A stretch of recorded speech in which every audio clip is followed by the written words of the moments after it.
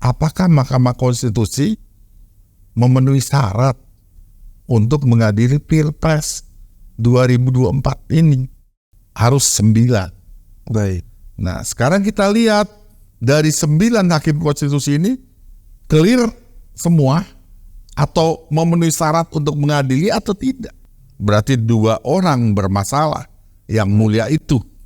Sudah 2 orang dari 9 hakim. Berarti tinggal 7, Pak. 7. Baik. Kalau 7 aja mungkin clear.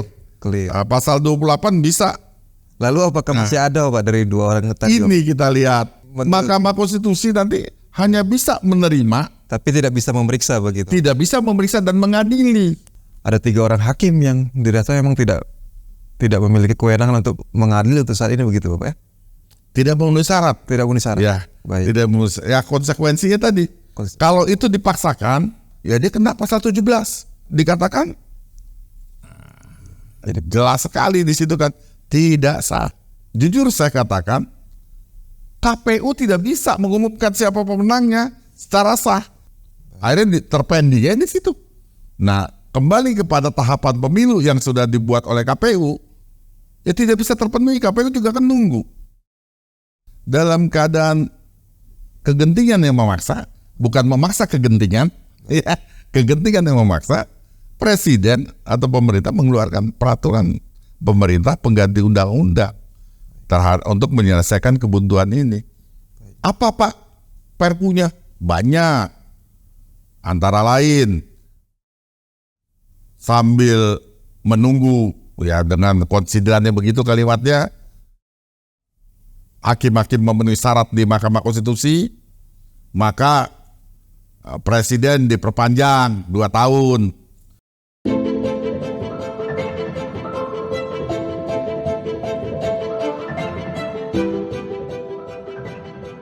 Assalamualaikum warahmatullahi wabarakatuh. Dengan saya Denny Hamdani dalam program Serambi Adi Warman. Serambi Adi Warman merupakan program edukasi hukum yang mana akan membahas tentang permasalahan keadilan yang hangat terjadi di kalangan masyarakat. Program ini juga melakukan penelusuran hukum serta mengemasnya dalam bentuk karya jurnalistik bertujuan untuk memberikan pemahaman hukum sesuai undang-undang yang berlaku di Indonesia. Dalam tema kali ini, Serambi Adi Warman akan membahas tentang MK tidak memenuhi syarat mengadili sengketa Pilpres tahun 2024. Baiklah, sebelum acara kita mulai, mari kita simak tayangan berikut ini. Mahkamah Konstitusi kita ketahui menjadi satu-satunya lembaga yang berwenang mengadili sengketa hasil pemilihan umum, termasuk hasil Pilpres di tahun 2024 ini. MK nanti tidak akan main-main dalam proses pengambilan keputusan. Karena apa? Karena publik akan mengawasi secara langsung.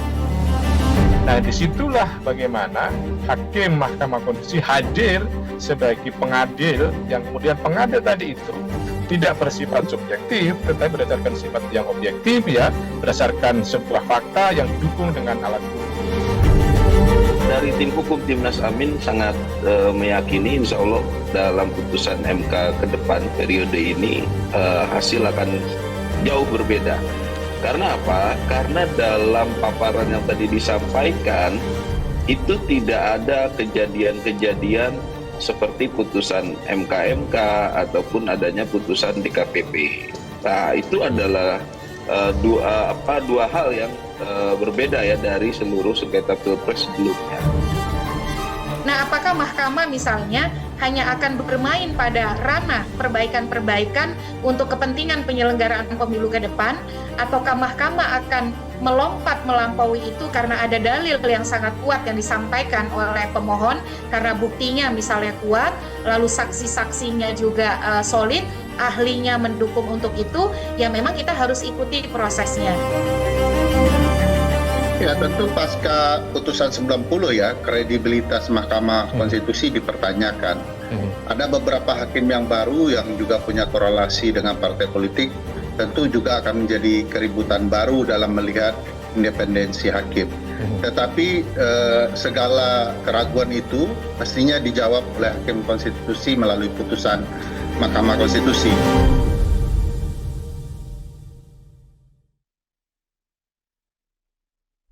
Jangan lupa share, like, dan juga subscribe Serambi Adi Warman. Sahabat Serambi Adi Warman, dimanapun Anda berada, saat ini sudah bersama kita Bapak Adi Warman. Assalamualaikum Bapak. Waalaikumsalam warahmatullahi wabarakatuh. Bagaimana kabarnya Pak? Alhamdulillah, Baik. semangat terus Semangat dalam kondisi puasa. Gimana puasanya Bapak? Lanjut. Alhamdulillah, insya Allah. Baik, terima kasih Bapak. Bapak, ini kan saat ini jutaan masyarakat Indonesia itu tertuju pada MK Pak, karena ke depan lembaga ini akan menjadi pertaruhan atau tempat penitipan keadilan bagi masyarakat Indonesia untuk mengadili sengketa Pilpres dan Pileg dan lainnya gitu Bapak. Namun pendapat Bapak terhadap tayangan tadi bagaimana Bapak? Tapi sebelum saya menjawab terkait pertanyaan Bang Denny, izinkan saya menyampaikan ucapan selamat menjalankan ibadah puasa bagi saudara-saudara kita yang beragama Islam. Semoga amal ibadah puasanya diterima oleh Allah Subhanahu wa taala dan menjadikan kita orang-orang yang bertakwa. Amin ya robbal alamin. Amin ya robbal alamin. Terkait dengan penayangan video tadi, saya melihat agak beda, Bang Denny ya. Teman-teman para pengamat tadi mengatakan udah berfokus kepada putusan, ya. Dikatakan putusannya harus adil, harus bla bla bla bla gitu. Kalau saya melihatnya agak beda. Kenapa saya katakan agak beda? Saya melihat apakah Mahkamah Konstitusi memenuhi syarat untuk mengadili Pilpres 2024 ini. Itu ada tanda seru dan tanda tanya. Kenapa itu terlontar? Karena bisa kita lihat di dalam pasal 28 ya, Undang-Undang MK, itu dikatakan bahwa Mahkamah Konstitusi memeriksa, mengadili, memutuskan dalam sidang pleno Mahkamah Konstitusi dengan 9 orang hakim konstitusi, kecuali dalam keadaan luar biasa dengan 7 orang hakim konstitusi yang dipimpin oleh Ketua Mahkamah Konstitusi. Harus 9. Baik. Nah, sekarang kita lihat dari 9 hakim konstitusi ini clear semua atau memenuhi syarat untuk mengadili atau tidak. Jangan-jangan dari 9 hakim ternyata lebih dari 3 atau berapa gitu apa tidak Itu makanya tadi beda pendapat dengan teman-teman para praktisi atau pengamat ya. Nah, kita lihat coba dari 9 hakim Mahkamah Konstitusi, kita lihat dari yang pertama Pak Anwar Usman.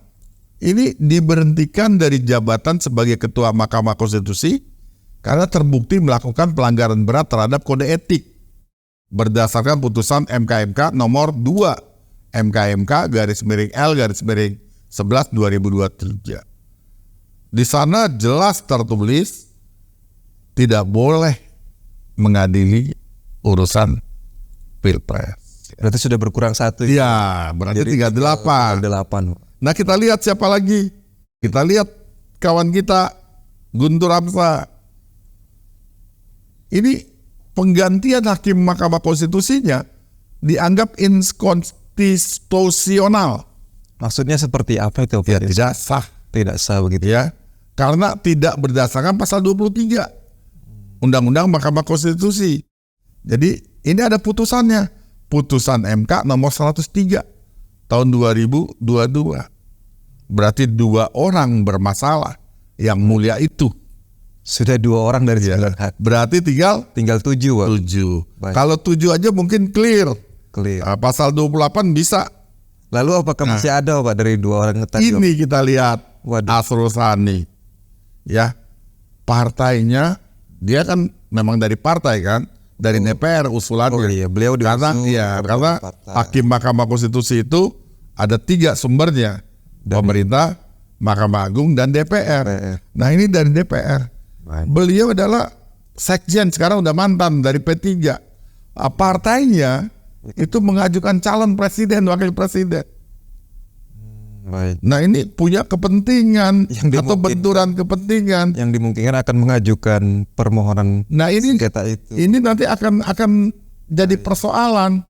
Karena di dalam pasal 17 Undang-Undang tentang kekuasaan kehakiman itu jelas dikatakan ayat 5 ya, kita lihat ayat 5-nya. Seorang hakim atau panitera wajib mengundurkan diri dari persidangan apabila ia mempunyai kepentingan langsung atau tidak langsung dengan perkara yang sedang diperiksa, baik atas kehendaknya sendiri maupun atas permintaan pihak yang berperkara. Nanti pihak yang berperkara minta dia mundur, atau atas permintaan sendiri dia akan mundur.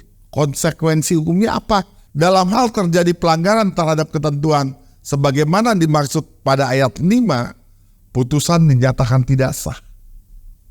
Dan terhadap hakim atau panitera yang bersangkutan dikenakan sanksi administrasi atau dipidana sesuai dengan ketentuan peraturan perundang-undangan yang berlaku. Nah, berarti kan cukup ngeri-ngeri sedap. Ngeri ya Pak. Jadi Mahkamah Konstitusi nanti hanya bisa menerima, tapi tidak bisa memeriksa begitu. tidak bisa memeriksa dan mengadili. Karena jumlah hakimnya ternyata Bermasalah. Berarti 7. Baik. Ya. Nah, ini berarti 3 yang bermasalah, berarti tinggal 6. 6 berarti tidak bisa. baik, ini informasi ini saya rasa sangat luar biasa Bapak, out of the box ini karena kan masyarakat mungkin tidak memahami kondisi seperti ini begitu Bang. Nah, makanya pendapat saya tadi berbeda.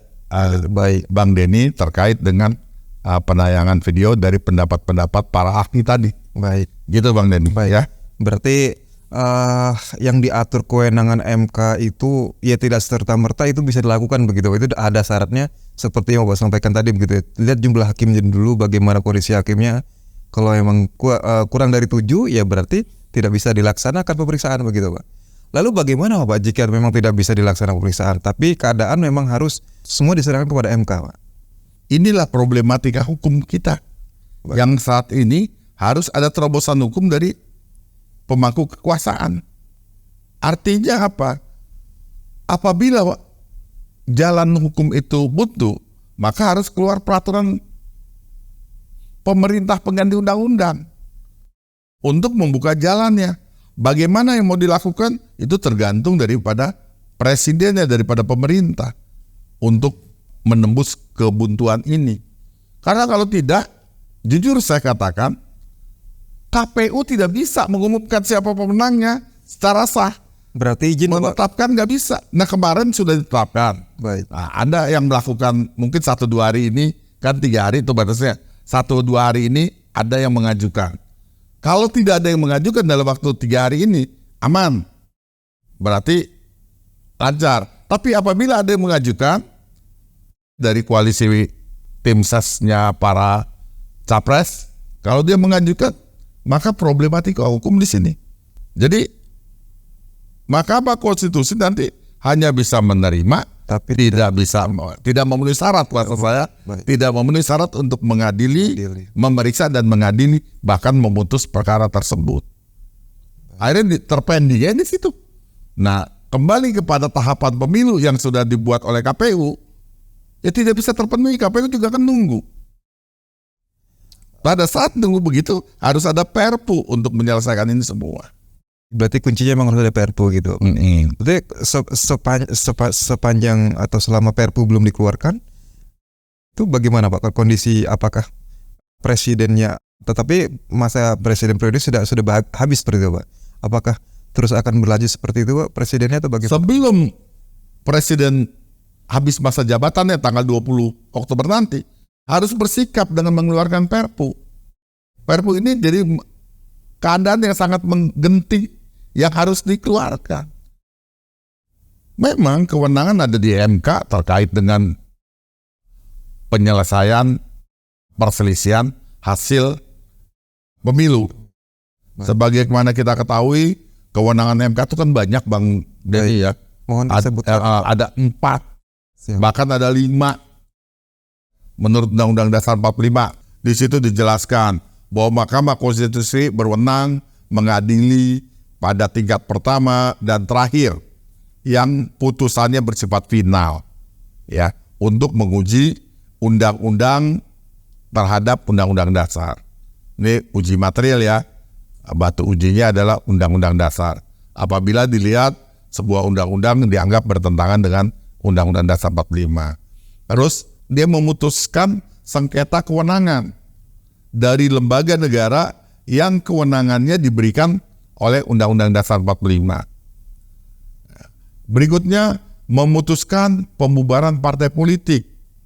Dan yang heboh ini yang sekarang nih, memutuskan perselisihan tentang hasil pemilihan umum yang tidak memenuhi syarat tadi hakimnya. Nah, ayat 2-nya kita lihat ya, di situ tadi yang saya katakan bahwa ada tambahan tugas ya. Mahkamah Konstitusi itu wajib memberikan putusan atas pendapat DPR mengenai dugaan pelanggaran oleh presiden, wakil presiden menurut Undang-Undang Dasar 45. Nah, ini kembali kepada impeachment yang sekarang sedang digulir. Ya, nanti ujungnya salah kesini dulu. Kalau emang terjadi nanti kesini dulu. Iya, ke MK. Dia mau mengeluarkan pendapat. Nah, jadi kita lihat di dalam Undang-Undang MK itu sendiri untuk lebih memahami secara substansi di pasal 10 tuh. Sama dengan Undang-Undang Dasar 45 bunyinya. Di huruf D-nya memutuskan perselisihan tentang hasil pemilihan umum. Lagi-lagi persoalannya memenuhi syarat atau tidak.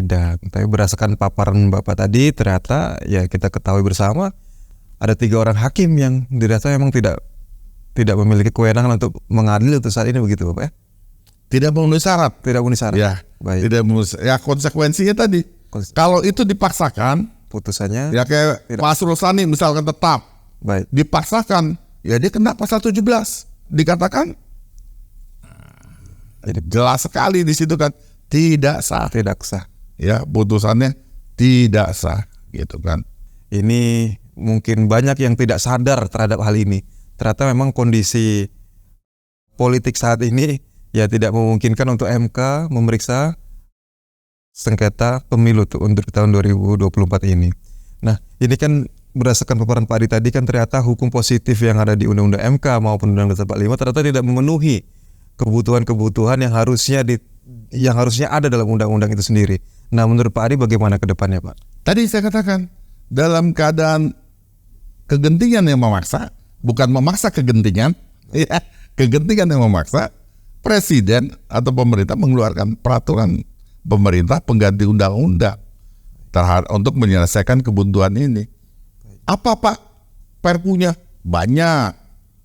Antara lain sambil menunggu ya dengan konsiderannya begitu kalimatnya, hakim-hakim memenuhi syarat di Mahkamah Konstitusi, maka presiden diperpanjang 2 tahun. Kan nggak mungkin yang 3 itu dipecat langsung ganti dengan 3 orang lagi. Kalau toh itu bisa terjadi, butuh waktu kurang lebih 8 bulan prosesnya. Jadi ada fit and proper test dan lain sebagainya. Nah, jadi presiden harus mengeluarkan peraturan pemerintah pengganti undang-undang untuk kebutuhan ini. Pak, apakah hanya presiden memperpanjang masa jabatannya? Ada lagi mungkin yang lain. Ya, mungkin bisa aja terkait dengan Perpu, terkait dengan hakim. Ya, persoalan hakimnya sendiri yang dibenahi. Jadi dasar hukumnya supaya tidak dianggap tidak memenuhi syarat. Hakimnya itu sendiri. Yang ketiga mungkin substansi perpunya adalah terkait dengan hasil KPU-nya itu sendiri. Itu juga bisa jadi jalan keluar yang memang nanti pada saat perpu ini keluar, suka tidak suka akan terjadi gejolak ya. Baik. Gejolak politik, gejolak hukum dan lain sebagainya. Itu yang memang kedepannya yang saya khawatirkan. Tapi mudah-mudahan tidak ada yang menggugat ke MK. Kalau tidak ada yang menggugat ke MK, maka 02 sah sebagai presiden dan wakil presiden terpilih. Saya ucapkan selamat. Selamat Ya. pagi Pak Bro. Iya. Akan tetapi kalau nanti ada yang masuk ke MK, itu ada problematika hukum yang harus diatasi oleh kita semua, termasuk khususnya pemangku kekuasaan di Republik ini. Ya, begitu aja Bang Denny ya. Terima kasih Pak Adi atas pemaparannya. Terima kasih kembali Bang Denny. Demikian acara bincang-bincang kita hari ini. Untuk mendukung program edukasi ini agar tetap eksis, mohon tekan tombol like, subscribe, komen channel Serambi Adi Warman. Saya Denny Hamdani, pamit undur diri. Wassalamualaikum warahmatullahi wabarakatuh. Pak. Waalaikumsalam warahmatullahi wabarakatuh. Salam Serambi Adi Warman.